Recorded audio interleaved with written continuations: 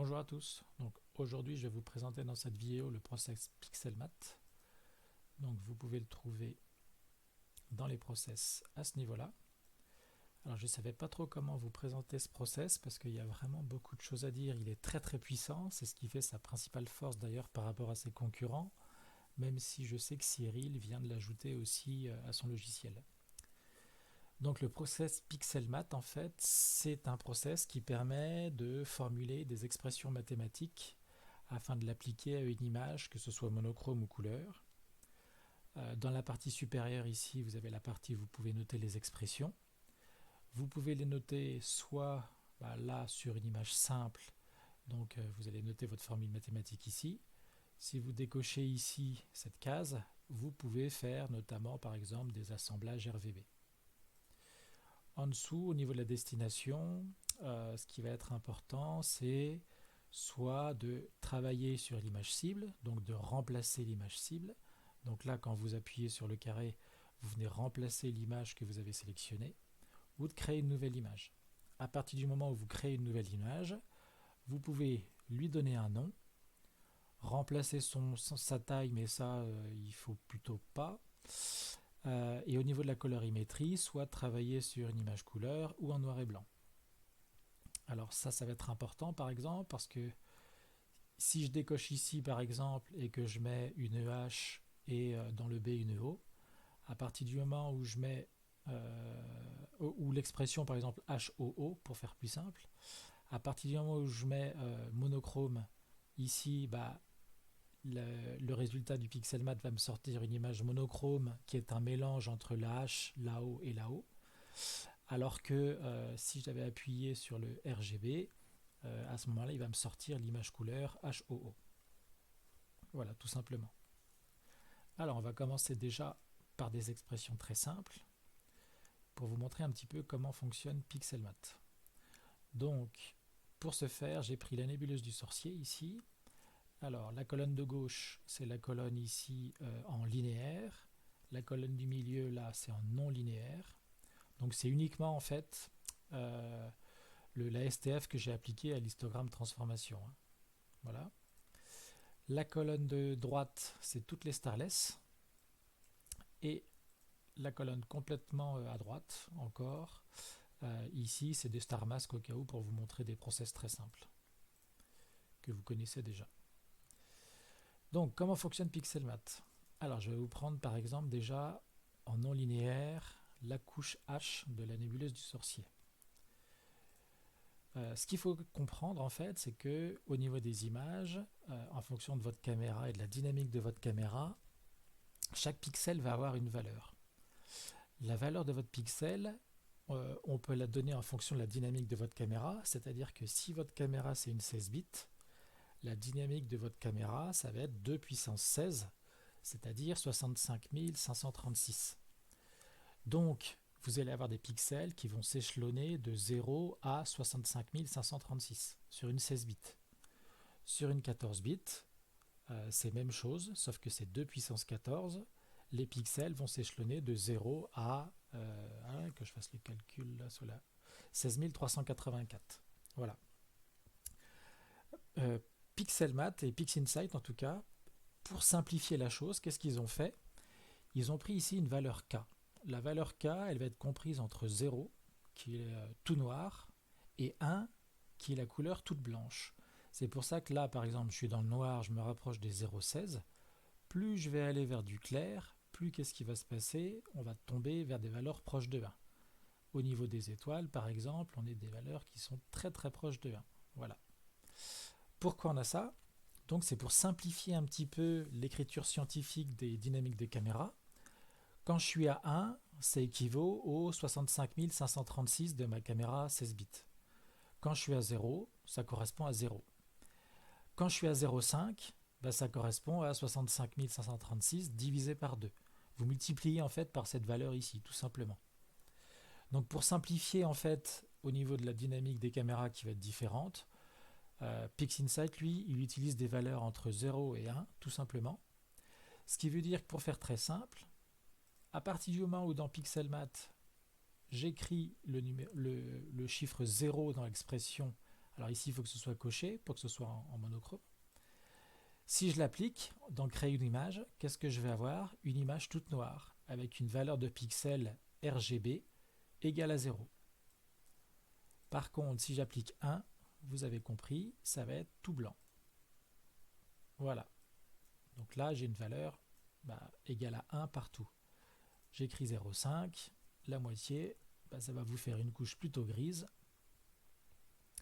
avec du 0,5 partout. Ce qui peut être sympa parfois et intéressant, c'est par exemple, vous avez une toute petite galaxie et un fond de ciel. On va dire qu'il n'y a pas grand-chose dans le fond de ciel.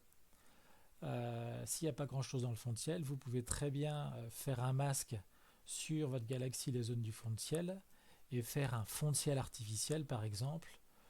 Souvent, on donne une valeur de 0,12 environ au niveau du fond de ciel. Vous avez votre fond de ciel qui est ici, qui est par exemple tout lisse. Donc ça, c'est pas un fond de ciel agréable. Vous pouvez très bien lui rajouter, le pixeliser un petit peu, par exemple, avec Noise Generator. Donc là, on lui rajoute, je sais pas, du 0,5 environ. Voilà. Là, ça va vous le granuler un petit peu. Je ne sais pas si vous voyez. Je vais essayer de le granuler davantage. Allez, 15. Voilà. Là, on a un fond de ciel couleur granulé. Si vous voulez le sortir en monochrome, vous pouvez très bien sortir l'image monochrome et vous aurez la même chose, fond de ciel granulé. Voilà. Bref, c'était un aparté pour vous montrer un petit peu au niveau de Pixelmat, vous pouvez déjà sortir des images sans agir forcément sur les images qu'il y a autour. Voilà, en mettant des valeurs de pixels. Alors maintenant, je vais reprendre mon image H ici. Si je vais multiplier par exemple la valeur des pixels de mon image H par 2, qu'est-ce qui va se passer? Je vais dire ici au niveau de l'expression HNL, qui est le nom de mon image ici, multiplié par 2. Là, qu'est-ce qu'il va faire Pixelmat? Il va multiplier chaque valeur de pixel par 2. Donc, au niveau du résultat, ce pixel ici, par exemple, quand je mets ma croix là, qui est égal à 0,296, lui, il va être multiplié par 2, donc environ à 0,6. Il va apparaître à 0,6 après sur mon écran. Par contre, pour tous les pixels, notamment au niveau des étoiles, ou par exemple au niveau de certains endroits de la nébuleuse ici, je vais prendre ce point-là, 0,7454. Si je multiplie par 2, on va dépasser le chiffre 1. Et vu que là, c'est borné entre 0 et 1, la valeur du pixel sera de 1. Donc je vais vous montrer le résultat. Donc comme on peut s'y attendre, tout autour de la nébuleuse, on va être à 1 environ. Certains endroits ici, on n'est pas tout à fait à 1. Et puis à d'autres endroits, dans le fond de ciel notamment, on va avoir des valeurs donc voilà, enfin 0,7, etc. Bref. Donc ça c'est bien pour vous montrer que chaque valeur de pixel est multipliée par 2. Alors on va passer maintenant, hop, je vais aller rechercher ma hache. Alors elle est où dans mon sorcier? Elle est ici. Voilà. Tac. Voilà, donc ça c'est au niveau des expressions. Alors, ce qu'on va faire, on va faire donc cette petite vidéo en deux parties. La première partie, je vais vous montrer des expressions simples entre guillemets, applicables à une image. Donc au niveau du process, en fait, ça va n'utiliser qu'une seule ligne. Et puis la deuxième partie, je vais vous montrer certains mixages. Moi, je l'utilise beaucoup, en fait, c'est pour les mixages. C'est là où je trouve ça sympa. Ce que j'ai fait au niveau de mon workflow, vous avez vu, j'ai mis un pixelmat normal, un pixelmat replace. Pourquoi? Pixelmat normal, c'est pour créer une nouvelle image. Pixelmat replace, voilà, c'est pour remplacer l'image cible. Donc c'est juste en fait pour éviter à chaque fois de cocher sur ce bouton. Alors c'est pas pour le temps que ça me prend, mais voilà, je me suis fait mon petit bureau comme ça. Donc au niveau des expressions, déjà au niveau de ces images, je vais vous en montrer une qui peut être sympa. Alors je vais vous prendre une image linéaire, celle-là. Donc ça, c'est mon image S. Les images S, on voit, elles sont un petit peu bruitées au niveau du fond de ciel. En tout cas, plus bruitées que la H, ce qui est tout à fait normal. Donc, il y a une expression qu'on peut employer qui permet, par exemple, de jouer sur le bruit. Alors, cette expression-là, je l'ai trouvée dans le livre de Warren Keller. Alors, elle est ici. Réduction de bruit. Alors, c'est une expression qui est assez compliquée. On va rentrer directement dans le vif du sujet.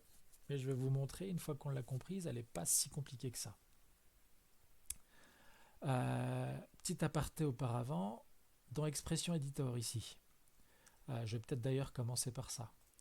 Dans Expression Editor, vous avez ici toutes les formules qu'on peut avoir. C'est-à-dire, quand vous appuyez ici, au niveau de la case image, vous avez toutes les images qui sont ouvertes sur le bureau. Donc là, vous avez mes linéaires, mes non linéaires, les star masks, etc. Et ici, vous avez les fonctions que vous pouvez utiliser. Je ne sais pas si vous vous souvenez, dans une des vidéos, le if, on l'avait utilisé, c'est celle que je vais vous montrer là. On avait utilisé la valeur maximum aussi, je vous la montrerai au niveau des masques d'étoiles. On avait utilisé le S, non pas celui-là. Non, c'était pas dans l'opération. Bref, le DEG. Voilà, le D2SEG, ça on l'avait utilisé pour les traces de satellite. Bref, vous pouvez utiliser ces fonctions-là ou les écrire. Générateur, pareil, vous pouvez, par exemple pour binariser une image, là vous avez soit le process, soit ce binarise là. Ce qu'il faut vous dire en fait, c'est que la plupart des process ou des scripts sont établis à partir des pixels mat. C'est souvent des expressions mathématiques. Les gestes d'opération, la ponctuation, etc. Alors, soit vous cochez ici, puis vous écrivez votre formule, soit sinon, rien ne vous empêche de le faire directement avec le clavier, il n'y a aucun problème. Voilà. Donc ça, c'est ce qui nous permet d'écrire plus rapidement les formules. Là, je vais écrire une autre formule. Par exemple, je veux le maximum de H et de O. Soit j'écris max, entre parenthèses, H, virgule, O, et je ferme bien la parenthèse. Soit je peux l'écrire avec les fonctions. Je vais chercher le max. Ensuite, je vais aller chercher ma fonction dans les ponctuations, les parenthèses. Et là, après, je vais chercher le H, virgule, le O. Voilà, là, j'ai pas du tout utilisé mon clavier, j'ai utilisé que la souris, par exemple. Bref. Donc maintenant, je vais vous montrer cette expression mathématique ici, qui dit quoi? Alors, IIF, c'est pour la condition. Une fois que vous avez la condition, elle est appliquée ici en premier, avant la virgule. C'est tout ce qu'il y a jusqu'à la virgule. ST, c'est la valeur de pixel de l'image. En tout cas, de l'image que vous avez programmée. Et donc là, l'expression, elle dit, si la valeur du pixel est strictement inférieure, parce que vous avez vu au niveau des signes, des opérations, vous avez inférieur, inférieur ou égal, égal. Vous avez la même chose pour supérieur. Donc voilà ce qu'elle dit l'expression. Si la valeur de chaque pixel est strictement inférieure à 0,065, alors on va appliquer cette formule ici. Et si ce n'est pas inférieur à 0,065, on appliquera cette formule-là. Donc en fait, là, qu'est-ce qu'il va faire? Pour tout ce qui est inférieur à 0,065, on va agir uniquement là-dessus. Pour tout ce qui sera supérieur, ça reste comme c'est. Donc, un pixel supérieur à 0,065, vous en avez un ici par exemple au niveau des étoiles. Les étoiles ici, en fait, elles ne seront pas du tout affectées par cette formule. Parce que la valeur K, elle est de 0,23. Par contre, à partir du moment où je vais dans le fond de ciel, je suis à 0,0020, là ça va être affecté. Donc je vais vous appliquer la formule sur l'image. Alors normalement il faut mettre un masque inversé, mais je vais vous l'appliquer comme ça exprès déjà pour vous montrer ce que donne cette formule. Boum. Voilà, donc là au niveau de mon image, on voit qu'en fait, alors c'est trop débruité là, parce que j'ai pas appliqué de masque. Mais on voit avant et après. Donc, qu'est-ce qu'il a fait? Il a appliqué la valeur de l'image plus la moitié de la valeur médiane, multipliée par la moitié de la valeur médiane de chaque pixel, moins la valeur du pixel. Alors la valeur médiane de chaque pixel ici, vous la trouvez dans Process et vous allez dans Statistiques. Là, vous chopez l'image S et la valeur médiane, elle est ici. Vous pouvez maintenant l'écrire, voilà, sans la valeur scientifique. Et voilà cette valeur. Ce qui fait qu'après, vous n'avez plus qu'à faire le calcul si ça vous intéresse. Vous prenez la valeur du pixel que vous voulez. Alors sachant qu'il faut qu'il soit inférieur à 0,065 pour que ce soit appliqué. Et puis vous pouvez venir appliquer cette formule. Donc voilà par exemple une formule de débruitage que vous pouvez trouver, que je peux vous noter en commentaire si vous voulez. Ensuite, on va faire des valeurs plus simples qui sont des valeurs de Photoshop qu'on peut retrouver habituellement. Alors une que vous connaissez par exemple bien, c'est l'expression maximum. L'expression maximum, on s'en sert notamment pour les star masks. Alors pourquoi on s'en sert pour les star masks? Et bien pour les mêmes raisons que citées précédemment par rapport aux valeurs des pixels.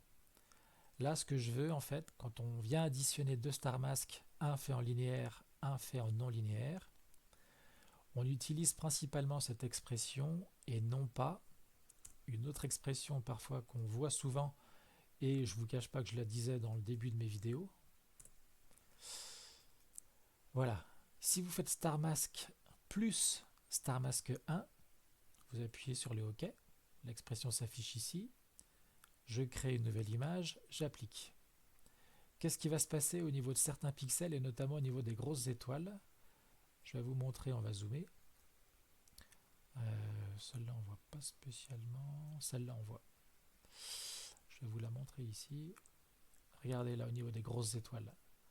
Au niveau des grosses étoiles, vous allez avoir un rond à l'intérieur en fait d'une image qui va être complètement saturé. On voit que là le K est égal à 1 et le côté en fait la transition entre les deux, si vous voulez, elle n'est pas du tout douce comme vous pouvez avoir ici par exemple sur celle-là.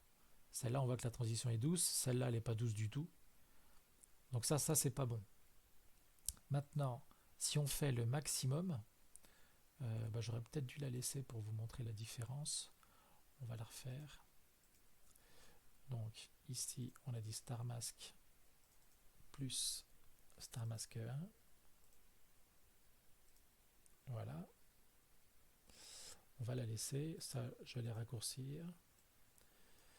Et l'autre, c'est celui-là, c'est le maximum Star Mask plus Star Mask 1. Alors, on va rezoomer sur l'étoile proprement dit. Dans un cas, en fait, les étoiles, il va additionner donc les pixels du Star Mask et du Star Mask 1. Dans l'autre cas, il va uniquement prendre la valeur maximum du pixel entre ces deux images, Star Mask ou Star Mask 1. Ce qui veut dire que s'il y a un pixel qui est à 0,7 et l'autre qui va être à 0,5, il prendra la valeur de 0,7. Alors que s'il additionnait, on aurait un pixel 1,2, ce qui correspond à un pixel à 1 du fait que les valeurs sont bornées. Donc là, je vais revenir là-haut. Voilà, on voit la une ici qui est saturée au niveau de mes masques. Je viens glisser sur l'autre.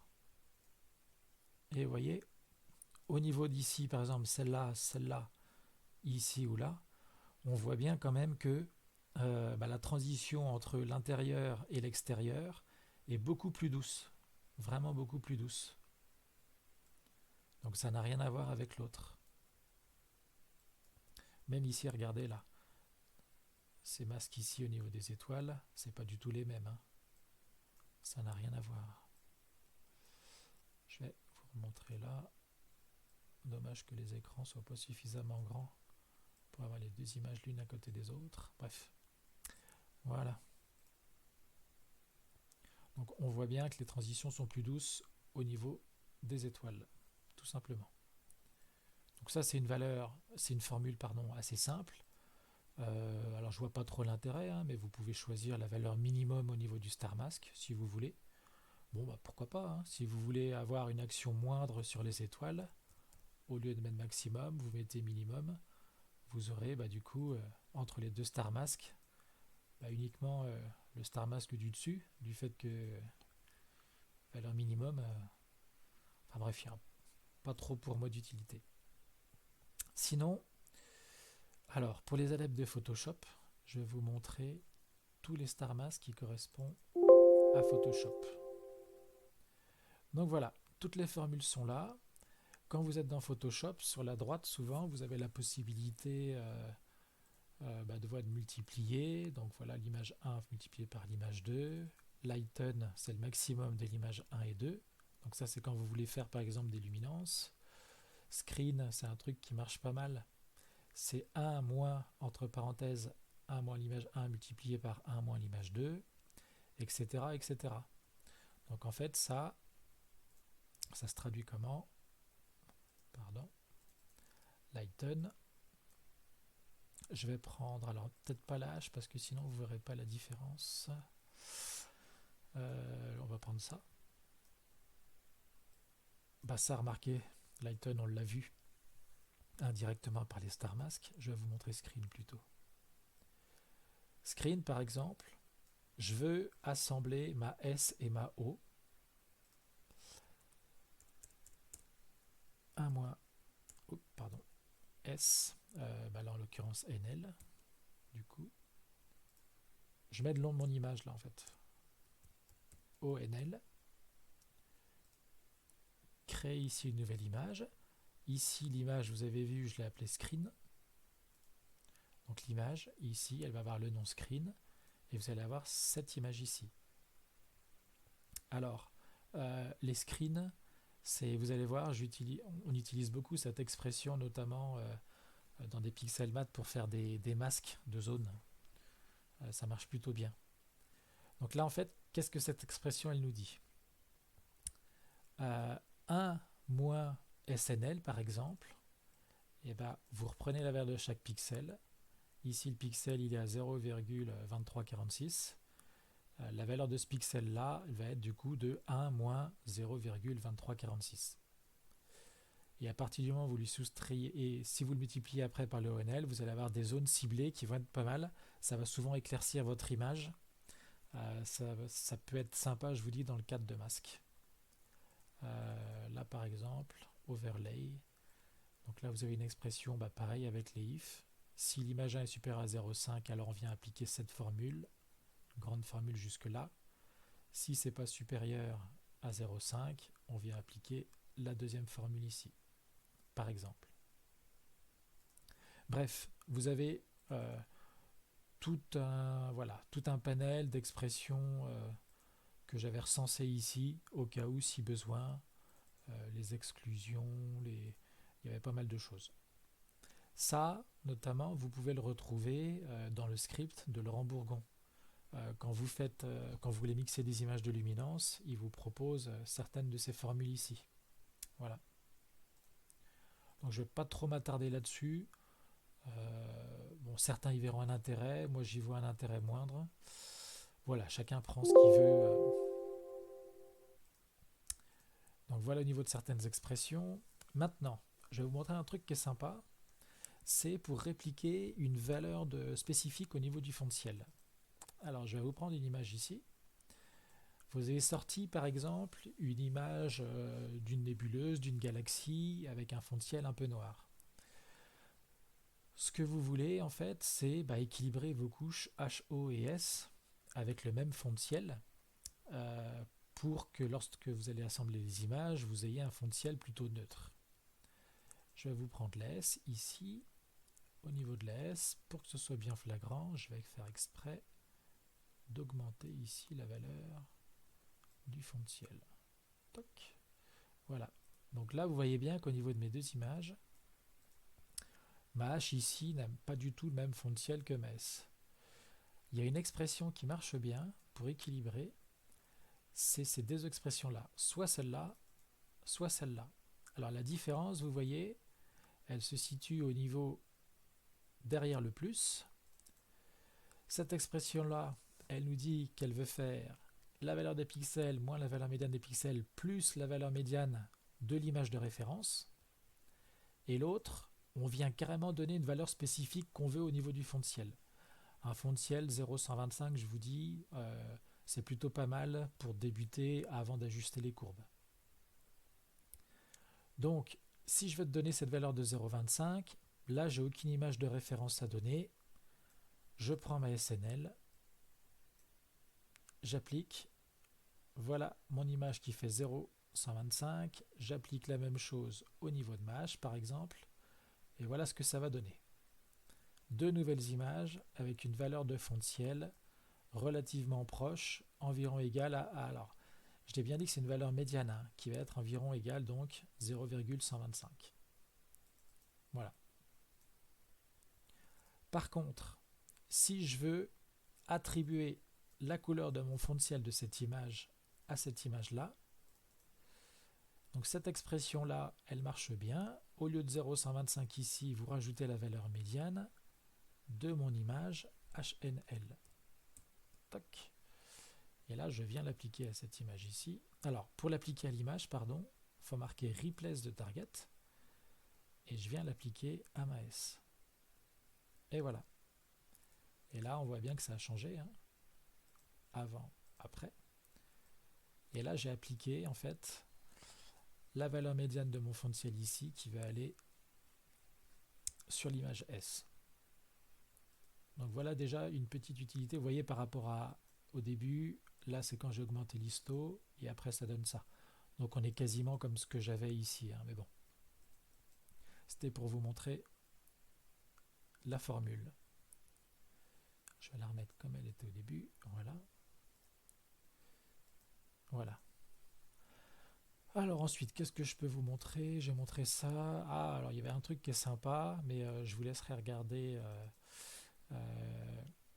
le PDF que Nicolas Kizilian avait fait concernant le retrait des pixels chauds. Donc il y a une grande formule mathématique qui est expliquée dans un PDF. Donc je vous laisse chercher tout ça sur internet.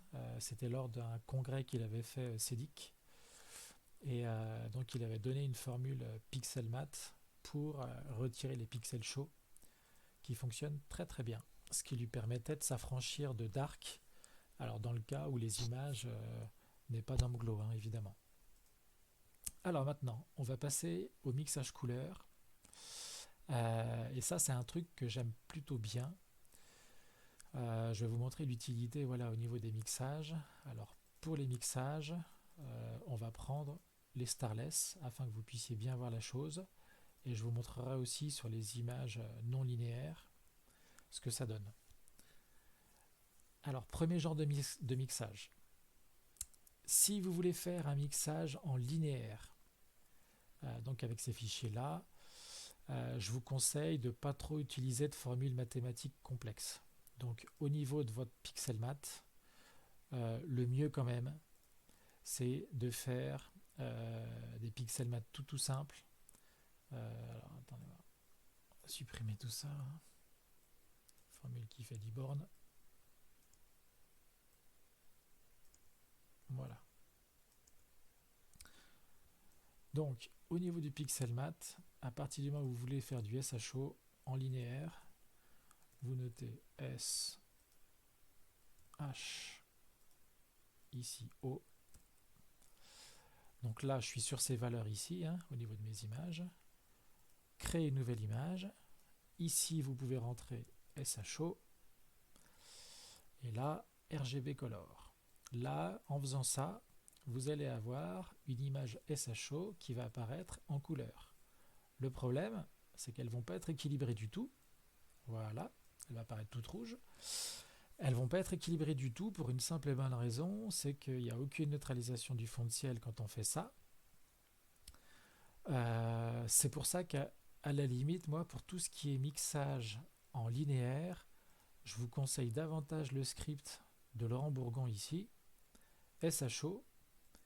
Vous mettez ici votre S, votre H, votre O, Et l'avantage, même si vous laissez les valeurs de 100%, ce qui est le cas, hein, ce qu'on a fait ici, vous avez ici cette fonction ici qui permet d'égaliser le fond de ciel. À partir du moment où là vous appuyez sur OK, où vous appuyez sur Mix, pardon, il va vous faire le mixage SHO. Mais en plus de ça, qu'est-ce qui va se passer? Il va vous égaliser le fond de ciel. Si je n'avais pas appuyé ici sur sur l'égalisation du fond de ciel, hop, voilà, on aurait quasiment le même résultat. Alors pourquoi quasiment? Parce que là j'avais mis aussi d'optimiser la STF. Il fallait que je décoche optimiser la STF. D'accord? Alors une valeur de base qui est sympa dans les scripts, au cas où on va vous les dire, donc pour du SHO. Mince, ici c'est le H, ce sera mieux. Alors, ici une valeur de 120 c'est pas mal, le H il y en a toujours beaucoup, et le O il n'y en a pas beaucoup. 120, 40, 200, c'est des valeurs qui fonctionnent plutôt bien pour faire un mixage SHO. En égalisant le fond de ciel, voilà ce que ça va vous donner. Donc c'est déjà plutôt pas mal avec des belles étoiles violettes. Donc CTRL-I pour inverser l'image. Les étoiles violettes, quand on fait la STF, elles deviennent vertes. Vous faites un retrait de vert sur toute votre image. Voilà.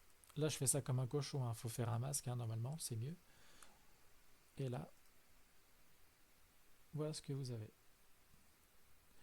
Vous avez vos étoiles qui sont colorées plutôt pas mal d'ailleurs. Hein. Donc, au niveau de la SHO.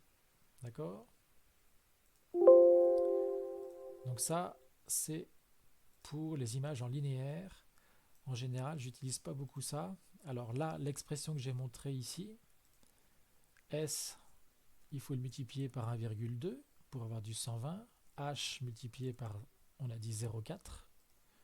Et O multiplié par 2.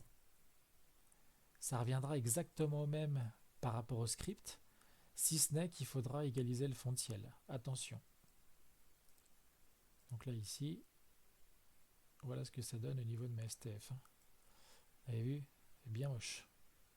Donc il faut bien égaliser le fond de ciel ici, hein, sinon ça ne fonctionne pas. Hein. Si, par exemple ici, j'avais oublié de mettre RGB et que je mets Grayscale, je vais revenir sur des valeurs normales. Il m'aurait fait une image en noir et blanc. Pourquoi en noir et blanc? Parce que là, en fait, c'est comme si je lui avais dit tu viens mélanger le S, le H et le O. C'est n'importe quoi, ça marche pas. Et d'ailleurs, oui, c'est même pas tu viens mélanger, c'est que là, il va me donner que la valeur de S, parce que c'est la valeur qu'il y a dans R et K, c'est tout. Donc ça sert à rien du tout. Ici, là, dans Grayscale, il vaut mieux mettre... enfin, c'est pas qu'il vaut mieux, c'est qu'il faut mettre RGB, ne pas oublier de mettre RGB si vous voulez qu'il vous sorte une image couleur. Donc maintenant, en non linéaire. En non linéaire, on peut maintenant mettre des formules qui sont un petit peu plus complexes. On va peut-être commencer par une simple en HO naturel. Voilà. On va prendre une HO. HO naturel. Dans le R, on va mettre du H. Dans le vert, on met O fois H facteur de... Alors, ça, c'est le tilde. Le tilde, ça correspond à 1 moins la valeur de X. C'est comme si là, je faisais O moins H facteur de 1 moins O fois H, etc. Donc, je vais vous montrer ce que ça donne sur le... Ah, pardon.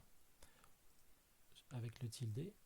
Là, vous avez votre HNL, H non linéaire.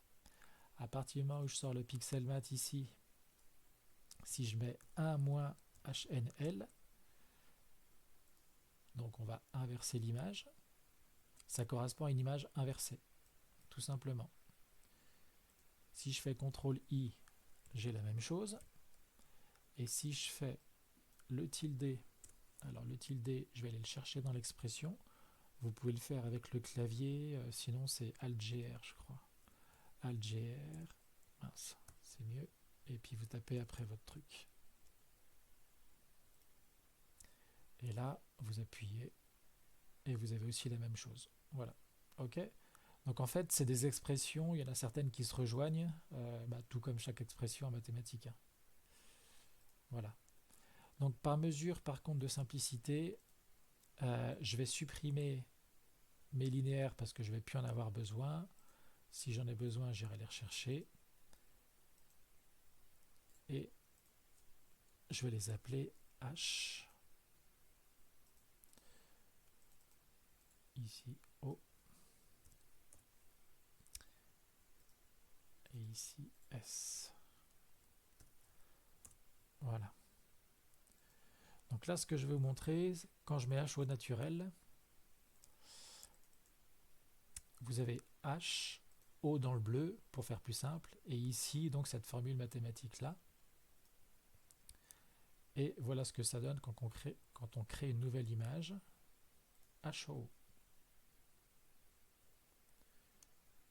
Voilà.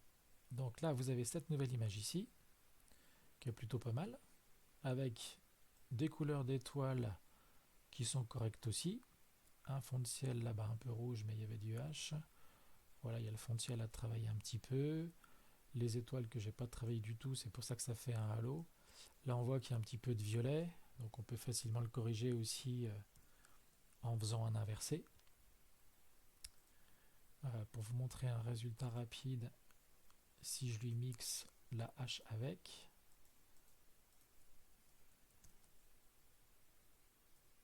voilà ce que ça va donner.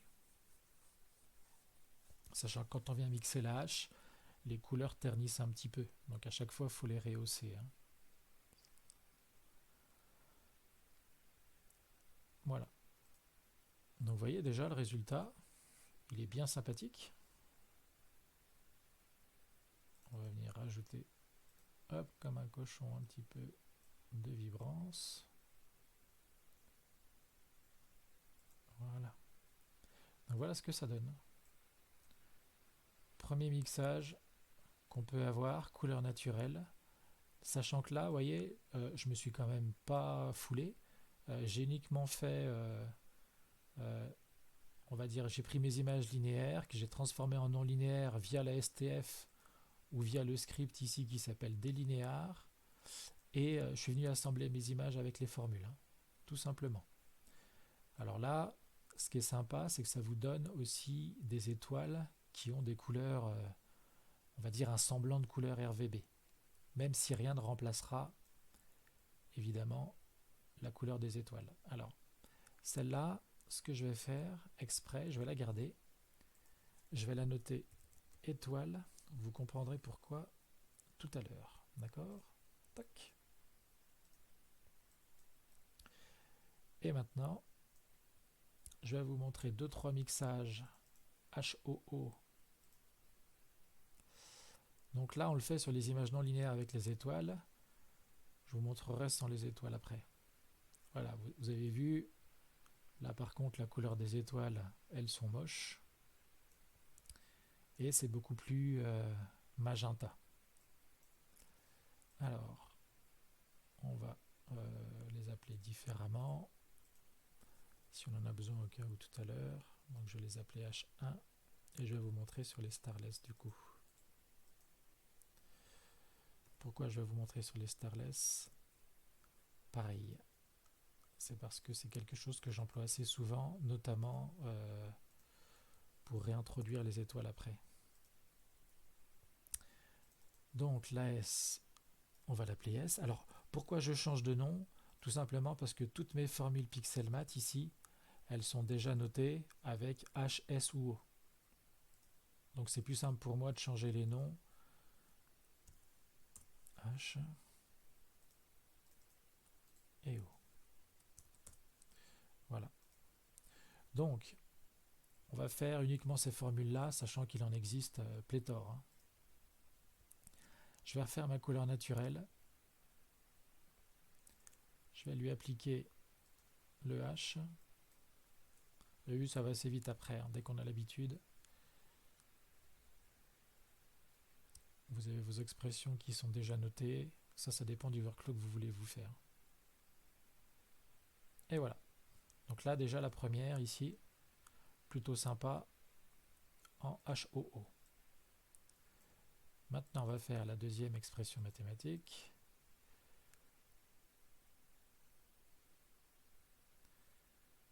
Alors, si vous les voulez, je pourrais vous les mettre à votre disposition, hein. Ça ne me dérange pas. Un petit coup de L là-dessus, histoire déjà d'avoir un petit rendu. Le fait de mettre le L dans le mixage, par exemple, si je reprends le script de Laurent Bourgon, ça permet en fait de faire le mixage HOO plus, par exemple, le L avec. C'est-à-dire c'est celui-là, c'est celui qui est au milieu. Il vient mixer votre L avec votre HOO. Là, vous voyez, lui, il le fait en une étape. Moi, je suis obligé de le faire en 2 étapes.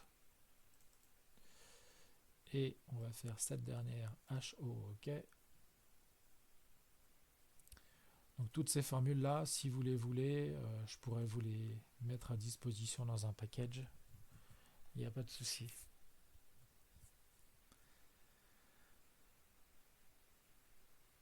Alors, vous voyez qu'au niveau de ces expressions, déjà, je ne les utilise que sur des images non linéaires.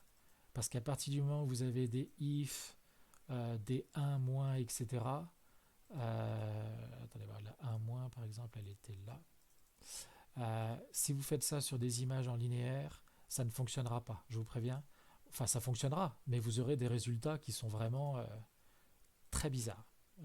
Et puis, ou sinon qui ne fonctionneront pas. Donc voilà. Là, voilà par exemple,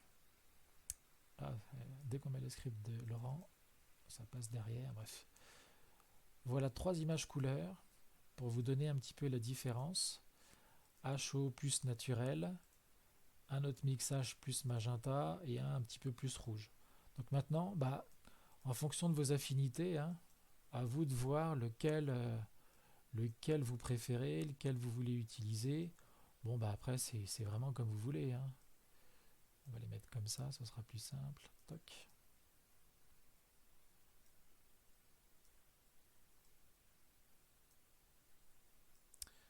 Voilà.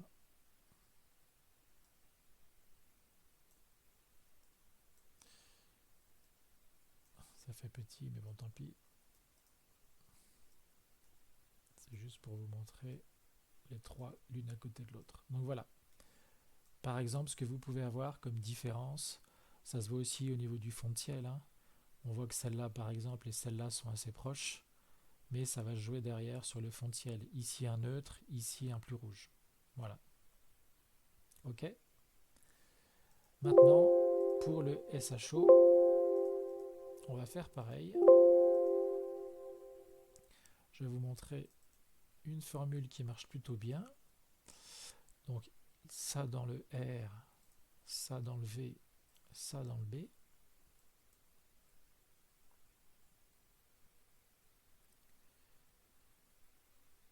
Donc, en voilà une, et voilà une autre expression que j'avais faite grâce au process de Baptiste que j'avais mixé. Voilà. Et on va venir rajouter aussi la H.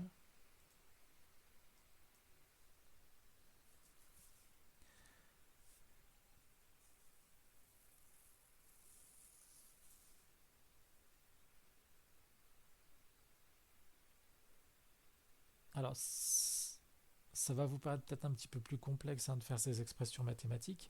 Après, moi, j'y vois quand même un avantage, c'est que ça permet derrière de moins jouer au niveau de l'image sur les courbes. Et si on joue moins sur les courbes, on dégrade moins l'image.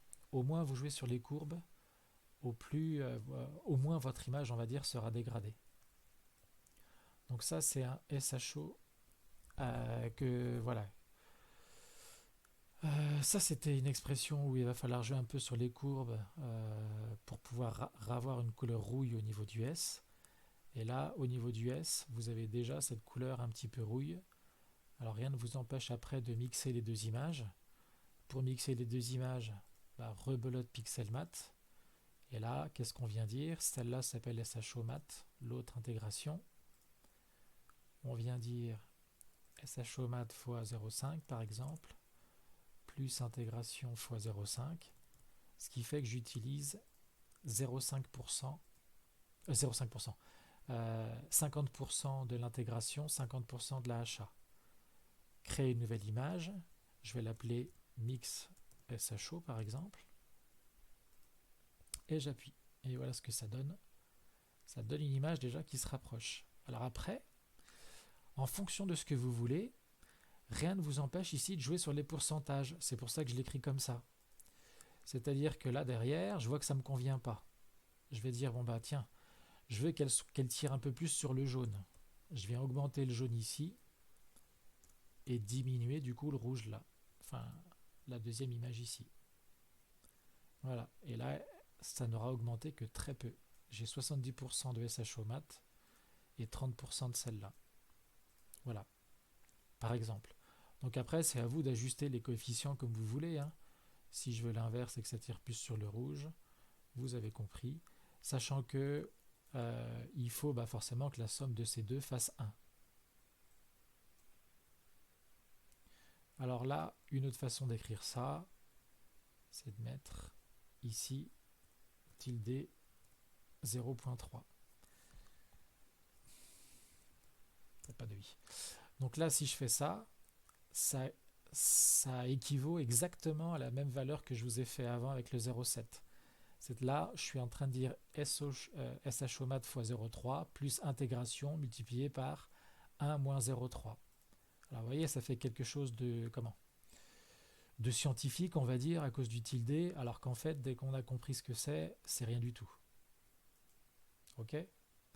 Ce qui veut dire que là, vous mettez les mêmes valeurs à chaque fois. 0,4, 0,4. Ça veut dire quoi? 0,4 et 1 moins 0,4, 0,6. Donc là, je suis bon. Je sais que la somme des deux chiffres est égale à 1. Je ne vais pas avoir de trucs aberrants. Voilà. Donc ça, c'était pour vous montrer au niveau des mixages. Alors maintenant, un truc qui est sympa et que je voulais vous montrer, c'est par rapport à la réintégration donc des étoiles et de la couleur des étoiles notamment. Par exemple, on va dire que cette couleur des étoiles me plaît. Alors là, je vais inverser l'image juste pour retirer le magenta qui ne me plaît pas, moi.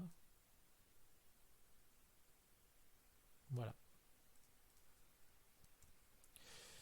Ici, la couleur des étoiles me plaît. Il y a du bleu, il y a du jaune. C'est pas saturé. C'est plutôt pas mal. Je garde ça comme réintégration de mes étoiles. Ici, je vais reprendre... tiens, je vais faire un mix entre les deux, entre celle-là et celle-là.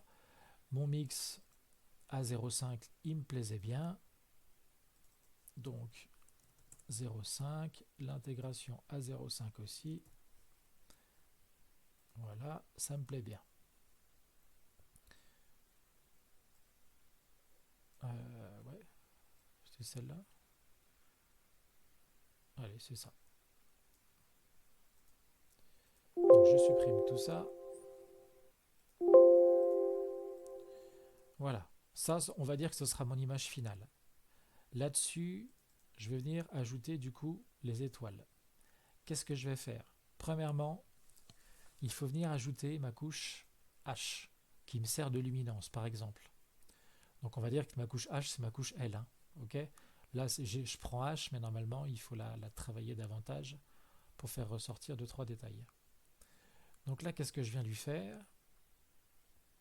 Je vais venir lui mettre ici la couche, on a dit que c'était celle-là, donc H1. Je viens de l'appliquer. Une fois que je lui ai appliqué ma couche H1, qu'est-ce qui va se passer? Ma couche H1 va servir de luminance, il y a les étoiles dessus. Le problème, c'est que les étoiles, elles vont prendre la couleur qu'il y avait ici initialement sur le fond de ciel. C'est-à-dire que les étoiles dans le bleu seront bleues. On voit qu'il y en a des bleus foncés, des vertes. Là, celle-là ici, elle va être de la couleur marron ici. Dans le fond de ciel ici, il va y avoir du blanc légèrement noir. Enfin, pas noir, mais du blanc sans trop de couleur en fait. Donc là, les étoiles, on voit bien, elles ont une couleur vraiment... elles n'ont pas de couleur en fait, elles ont pris la couleur du fond de ciel, point. Ce qui sert strictement à rien. Alors, voilà une autre manière de colorer les étoiles en utilisant justement Pixel Matte Replace. Qu'est-ce que je vais faire? Je vais vous montrer tout de suite. Ça, c'est mon mixage SHO. Et là-haut, ce sont mes étoiles que je vais réintégrer dedans. Premièrement, vu que je vais agir que sur les étoiles, il faut faire un masque d'étoiles. Pour faire un masque d'étoiles avec des étoiles qui soient au plus proche de ça, je prends mon image de luminance, on va lui faire un StarNet ou un Star Exterminator, qui est un petit logiciel payant. Celui-là, il est payant par contre, mais il vous fait des masques d'étoiles, et je trouve des Starless qui sont très très propres, un peu plus propres que le Starless. Alors, un peu plus propre au niveau des grosses étoiles. Et en plus, vous allez voir la rapidité par rapport à StarNet.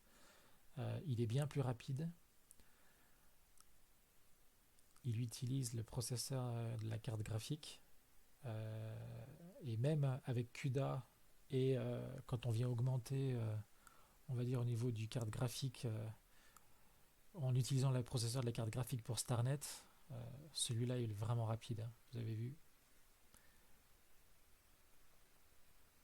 Donc là vous allez trouver la Starless que j'avais ici.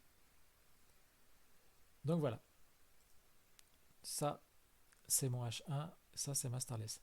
Alors j'ai oublié de faire un truc, je vais le refaire quand même parce que ça prend pas longtemps. J'ai oublié de faire un truc. Ici, avant de faire la Starless, moi il y a un machin que j'aime bien du fait que là je veux le faire pour les masques d'étoiles, c'est que je vais venir diminuer la dynamique dessus en faisant un HDR. L'avantage du HDR, c'est que ça va venir griser un petit peu au niveau du cœur de ma nébuleuse. Et pour faire mon masque d'étoiles, j'aurai un masque d'étoiles un petit peu plus marqué.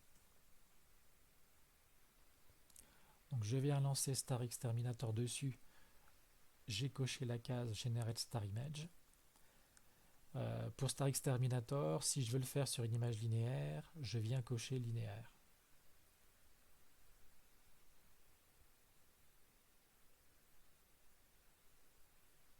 Donc, voilà mon masque. Toc, toc. Ça, je la remets normalement. Mon masque est ici, avec mes étoiles. Alors, ce que je viens faire, c'est que je vais venir légèrement le mettre un petit peu plus blanc au niveau de mes étoiles pour qu'il ait une meilleure action. Voilà. Oh, je peux même encore le monter un peu. Faut faire attention parce que vous voyez, plus on le monte, plus les étoiles vont avoir tendance à grossir. Toc. Allez, on va voir si c'est trop. Si c'est trop, je le retirerai. Donc voilà mon Star Mask. Par exemple. Voilà mon mixage. Je viens mettre le masque ici sur cette image-là. Une fois que je l'ai mis, je vérifie qu'il prend bien que les étoiles. Donc là, normalement, on n'est pas trop mal. Hein. Ça va peut-être déborder un poil, mais si ça déborde un poil, je diminuerai là. Et là, première chose à faire, je vais venir retirer les couleurs qu'il y a dedans, là, qui ne me plaisent pas du tout. Donc pour retirer les couleurs, j'y vais à grands coups de vibrance en moins. Voilà. Et là, on voit bien que mes étoiles sont devenues plutôt blanches. Ici, je ne sais pas si vous avez vu, là, celles-là, elles étaient bleues avant, après. Rien ne vous empêche de mettre un deuxième coup, pour celle-là notamment, je vois.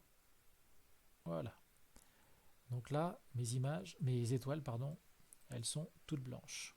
Ok. Et maintenant, vous avez pigé la couleur de mes étoiles ici. Je vais l'introduire ici par Pixel Matte Replace. Replace the target. Je viens rentrer mon image étoile et je viens l'introduire ici. Et voilà. Donc je ne sais pas si vous avez vu ici, regardez là ou là, c'était tout blanc. Et maintenant, il y en a qui deviennent colorés, bleu, jaune, etc. Alors, le problème, c'est que là, c'est un petit peu terne par rapport à cette image-là. Pourquoi c'est un peu terne? Eh bien, tout simplement à cause de mon masque. Qu'est-ce qui s'est passé en fait? Je vais vous montrer ici avec le masque d'étoile. Hop, non, c'est l'inverse. Voilà. Là, ici, sur les images, sur l'image ici, mes étoiles, en fait, elles sont pas du tout saturées, elles sont plutôt bien, sauf que mon masque, pour retransmettre ces valeurs sur mon image mix SHO, il faudrait qu'au niveau de mon masque, les valeurs de ces étoiles, elles soient à 1. Et là, je retransmettrai toutes les valeurs des pixels de cette image. Or, on voit bien là, par exemple, mon étoile ici, elle est à 0, par exemple là au centre, 70. Ce qui veut dire en fait que je ne vais retransmettre que 70% de la valeur du pixel de cette étoile. D'accord? Donc ce que je vous conseille en fait, c'est qu'au niveau de cette image ici, bah, il faut avoir tendance en fait à la saturer un petit peu plus, notamment au niveau des étoiles. Alors là on s'en fout, hein, je peux saturer toute l'image. Mais voilà, par exemple, je vais la saturer environ à ce niveau-là. Hop, voilà, donc là, j'ai mes étoiles qui sont beaucoup plus marquées, vous voyez, avec le bleu, le jaune beaucoup plus marqué. Je vais revenir ici. Alors là, ici, ouais, je vais revenir en arrière. Ça, c'est l'image que j'avais fait avec les étoiles. Hein. Donc là, elles vont redevenir blanches. Je refais mon pixel mat avec mes étoiles. Et voilà, je viens le coller. Et voilà. Et là, vous voyez, c'est déjà un résultat beaucoup plus correct. Avec des étoiles jaunes, des étoiles bleues. On arrive à quelque chose qui est pas mal du tout. Voilà. Là, j'ai des étoiles, ça y est, qui commencent à avoir une belle coloration. Alors, rien ne m'empêche par la suite aussi, courbe. J'ai toujours mon masque d'étoiles, donc j'agis que sur les étoiles. Je viens les saturer davantage. Alors, ce que je vais faire, c'est que je vais saturer comme un cochon, juste pour vous montrer.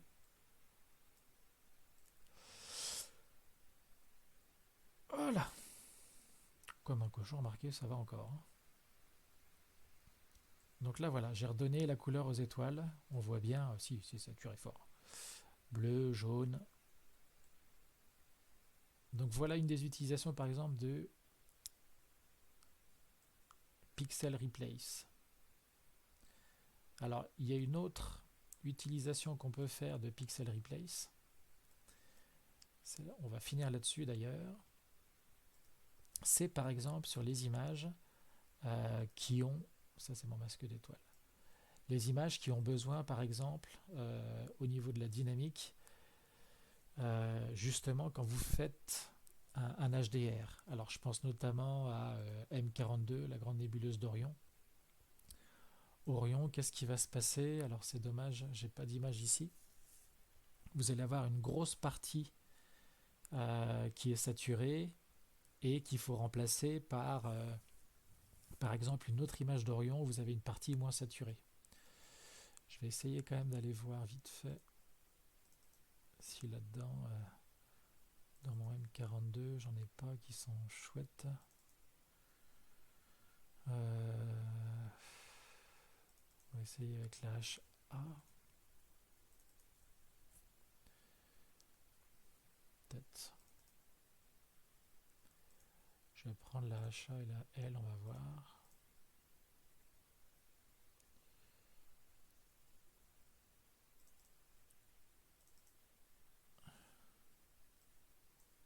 Est-ce que là je l'ai?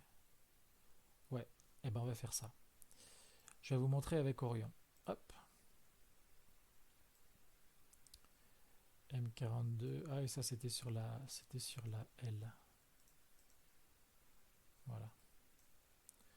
On va faire ça comme ça. Allez, je fais du ménage, je retire tout.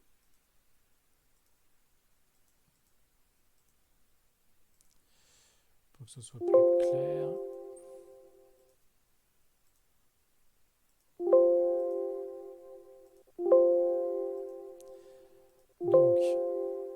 en fait, je vais faire typiquement ce que fait d'habitude le programme gradient, le programme d'assemblage en fait gradient HDR. Donc première chose à faire, je vais venir aligner mes deux images. Toc. Je vais prendre la M42. Elle s'appelle. Je vais venir aligner la petite HDR que j'avais fait en 1 seconde. On va faire un truc vite fait.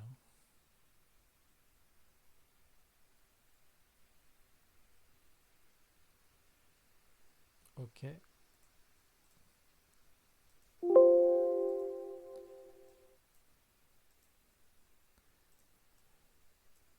Donc celle-là, je vais la mettre en non linéaire. Ok. Celle-là, pareil.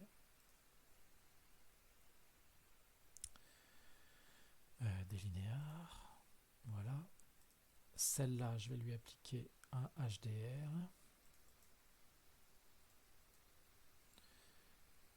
J'y vais un peu... voilà. C'est moche, mais au moins vous comprendrez. Là, j'ai mon HDR sur le cœur. Ici, en fait, ce que je peux faire, du coup, c'est prendre mon image d'Orion. Je viens faire un range mask ici sur ma M42. Le range mask, qu'est-ce qui va se passer là? Je retire toutes les zones faibles et je ne veux garder voilà, que les zones très brillantes.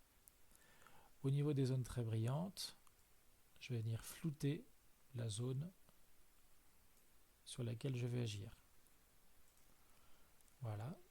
Alors, qu'est-ce qui se passe ici? Au niveau de mon masque, il y a deux choses qui ne me plaisent pas. C'est qu'il y a des petits artefacts là, là et là, potentiels. Alors là, je vais vous montrer un autre aspect de Pixelmatte qui est pas mal du tout. C'est que mon masque, pour qu'il soit propre, soit je prends Clone Stamp ici, on va augmenter, et ici j'essaie de trouver une zone noire pour venir retirer mes pixels, soit sinon, il y a un autre truc qui marche très bien, c'est que là ici, je prends Pixel Matte, je fais un masque à 0, ce qui fait que mon masque il sera noir. Je viens cliquer la case sur laquelle je veux agir, c'est-à-dire Range Mask. Je fais mon Clone Stamp. Mon curseur ici, je fais CTRL, je viens cliquer sur Intégration. Et qu'est-ce qui va se passer? Je vais agir sur le masque ici. Et donc là, je peux venir effacer. Oh mince, j'ai effacé ça, je voulais pas. Voilà. Là, en fait, tout ce qu'il y a à gauche, bah, je viens l'effacer à droite. Vous voyez, mon curseur, il bouge en même temps sur la droite. Et donc là, je peux rendre mon masque nickel. Alors de temps en temps, il faut faire attention parce que si le point qui est à gauche, tiens, par exemple en bas, sort de l'écran, là, j'agis plus du tout en fait. Voilà. Et là, vous appuyez sur OK. D'accord? Ça, c'est un truc qui est plutôt sympa et pratique. Donc là, voilà, là, j'ai mon masque. Mon intégration ici et je viens appliquer mon masque. Et là, qu'est-ce que je viens dire? Alors, je vais mettre CTRL-K pour bien vous montrer. Et là, je vais venir lui coller l'HDR que j'ai fait ici. Donc là, je mets Pixel Matte Replace. Je vais chercher mon 1 seconde, mon masque d'1 seconde. Alors, soit je le colle entièrement. Et là, qu'est-ce qui va se passer? Boum. Alors là, c'est moche. On est d'accord que c'est même très moche. Soit il y a une autre possibilité, c'est que au lieu de lui dire que je veux le coller entièrement, je lui mets 0,5 de cette image-là et 0,5 de la L. Ce qui fait que je garde un petit peu de dynamique de la L. Voilà, c'est déjà intégré de manière un peu plus intelligente. Et au niveau de mon masque, j'ai fait un masque exprès progressif et flouté pour que l'intégration soit la moins visible possible. d'accord? Vous pouvez très bien le flouter davantage. Alors soit en refaisant par exemple un range mask screening, et là bah, vous jouez sur le floutage ici, hein, soit sur convolution par exemple. Donc là, vous voyez, là j'ai mis un 0,5. Il y en a qui disent, ah bah non, mais au niveau d'M42, il y a énormément de dynamique ici, il faut la garder. Bon bah s'ils veulent garder de la dynamique, ils rajoutent plus de dynamique et moins de HDR. Mon image HDR. Et voilà. Donc là, je retrouve un petit peu quasiment mon petit trapèze là, et puis ça peut vous donner une idée, voilà, de la M41, de M42, pardon. Et c'est moi qui suis venu entièrement jouer sur l'HDR à ce niveau-là. Alors oui, c'est fait en non linéaire, mais bah écoutez, le résultat, si vous avez bien fait vos acquisitions à la base, vous ne verrez pas de différence au niveau du résultat, hein. Ce sera aussi propre, hein. Voilà. Et bien écoutez, c'en est fini pour Pixelmat et ses nombreuses utilisations, sachant que là, ça reste pour l'instant une initiation. Il y a énormément de choses à faire avec ce process-là, qui peut servir à beaucoup de choses au niveau des expressions qui sont vraiment multiples. Donc bah, j'espère avoir dégrossi un petit peu la chose, et puis bah, je vous dis à bientôt. Bonne journée.